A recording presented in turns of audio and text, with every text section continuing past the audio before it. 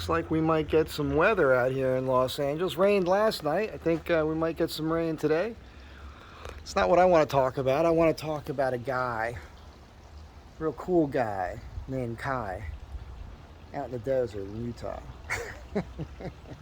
This guy, I think he's Japanese, and if he's not, I'm sure he'll correct me. He's an Astro van guru, just one of these wild dudes. I mean, I've been watching his videos for a while. He's the kind of guy, he'll strip a transmission down in the sand and rebuild it and make it work. He blows my mind. He's so cool that when I reached out to him about this prototype engine lift idea inside this thing, he actually sent me a set of his prototypes. Just a little backstory, if you're here, you probably have seen my videos on the engine mounts. The engine mount saga, the ongoing Astro van engine mount saga, the ongoing all-wheel drive engine mount saga. That's really the van that we're looking at here. Of course, I have a 04 all-wheel drive converted to 4x4 with the lift. You have to understand what the issue is. What the issue is that there's a space on either side of the bushing inside the engine mount cage. That bushing deteriorates over time, and the torque of the engine pulls the motor to one side, it pulls it to the passenger side, and that bushing slides down inside the cage and lowers that engine onto where the oil pan starts rubbing up against the front axle while you guys have that issue. So when I had this issue, I was looking at solutions, and the solutions were they already existed, different ways about going around it, but most people think in a common sense way, lift up. So you're going underneath the engine mount and lifting up. So, you know, we make spacer plates, we buy the polyurethane bushing kit from Prothane. You know, do what everybody else is doing. The Prothane kit is nice because it eats up all the space inside the cage so that bushing can't sag anymore.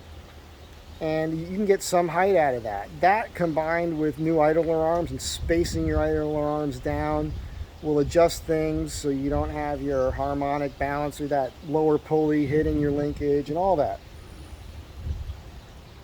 The issue though is that you do the body lift and you can lift your engine a bit, but after you do the body lift, your engine is way down there. I mean, it's pretty far down there. Matter of fact, to the point where we were talking about putting spacers up here to lift your air box so that it can actually connect the way it's supposed to. So the air box will no longer connect to these tabs on the top of your fan shroud here. But if you can lift the engine, it would solve that problem. Solve a couple problems. Not only would it solve that problem, but it will also lift your oil pan.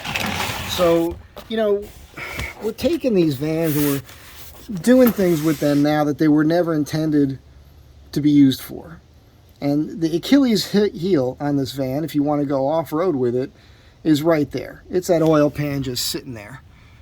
You crack that when you're out in the middle of nowhere and you're screwed. Dave knows all about that.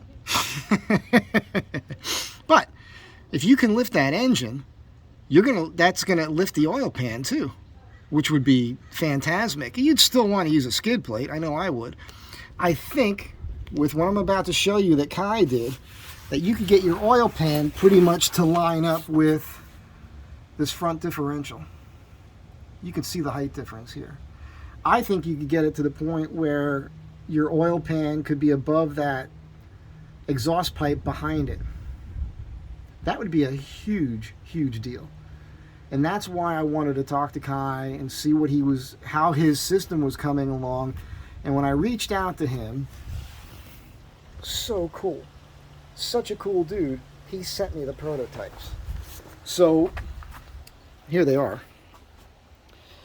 On your driver's side, it's longer. I was just looking at the factory, and you can see even what's there with the factory. The bracket that goes from the engine to the center of the bushing on the engine mount is longer than the passenger side.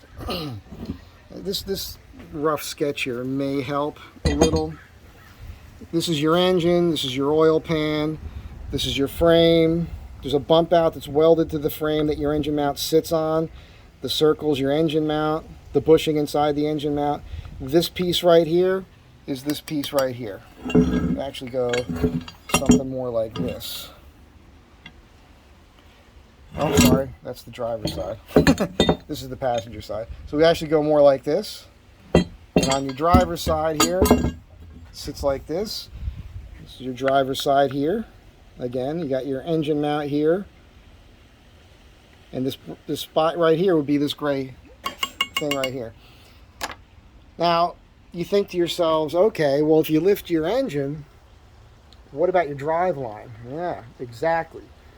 I mentioned that. I mean, Kai mentioned it to me in a text. I was already thinking about it. You're going to have to do something with the transmission. You're going to have to unbolt that. So part of the reason I'm talking about this the way I am and showing this off is because there's guys out there like Cliff. I know you're watching this going, oh yeah, that's right, I could take care of that. Cliff's the kind of guy, he'll take this video and just make this happen in like 20 minutes. So once you're underneath here, it's pretty easy to understand. So your transmission is bolted to this cross member here. This is where your torsion keys are. That red there's the larger indexed torsion keys I put in. The adjustment for that's right underneath here in this slot. You just turn that 18mm bolt. That's how you crank your torsion bars and adjust your height. Back to this. So here's your drive shaft coming into your transmission.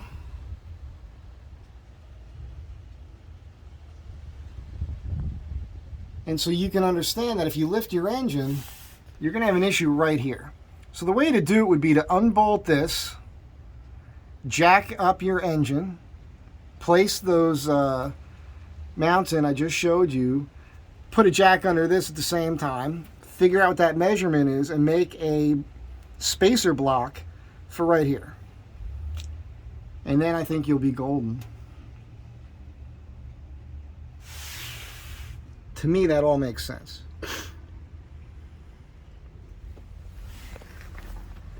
What do you think? Whoops.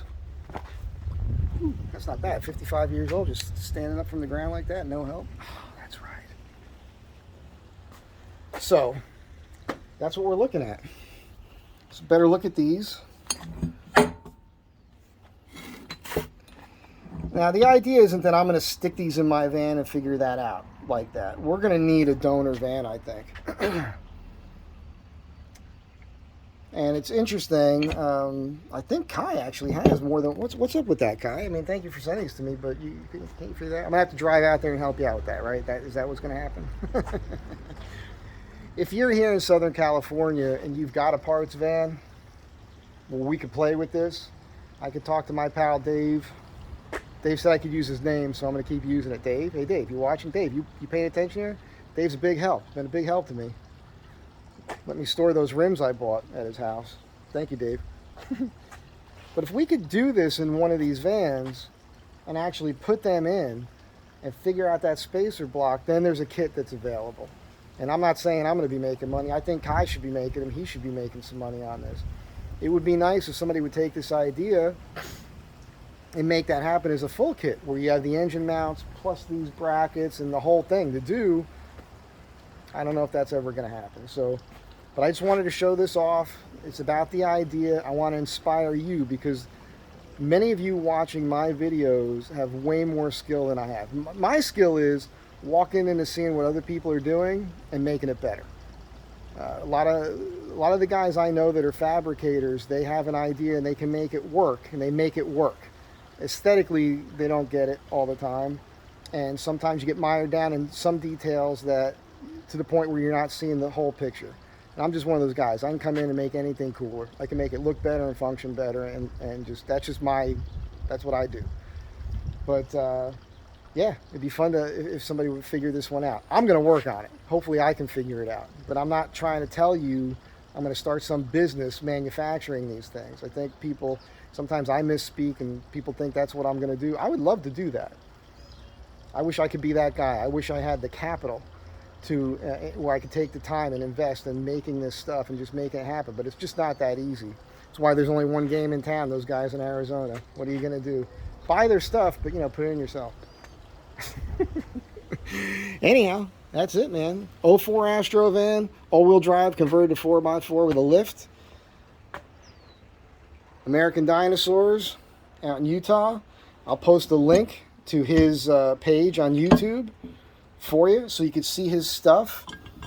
He's having a good time out there. He's got long hair and everything. I'll bet you a lot of people mistake him for a Native American Indian. He's probably really enjoying that. Are you laughing at this, Kai? I hope you are. Thanks again. We're going to work on this. I'm going to work on this with some of my pals here. We're going to see what we need to do to make this really work, figure out the transmission spacer, get back to him, send him copies of anything we make, and take it from there. I have to tell you once again, the Astro Van tribe, it's a real community, and I think it's awesome that we're all trying to help one another out. This is a vehicle that, I mean, try to price a four-wheel drive van these days. It's ridiculous. There's no other van that has the same capacity that the Astro van has, the all-wheel drive Astro vans. You just look at the size of these things. You could park them anywhere. They're pretty good on gas if they're tuned right and everything's working right. And you have your fuel injectors cleaned, which is a #1 thing. I'm telling you, people have been overlooking that for years. And, I mean, you make this 4x4, it can do pretty much anything you need it to do. It's not going to be a rock crawler, but it's going to be a very capable vehicle. So again, if we can lift this engine, get a little more clearance with the oil pan, get your airbox to line up, man, that's just bitching. So be good to one another. Have a great day. Stay tuned.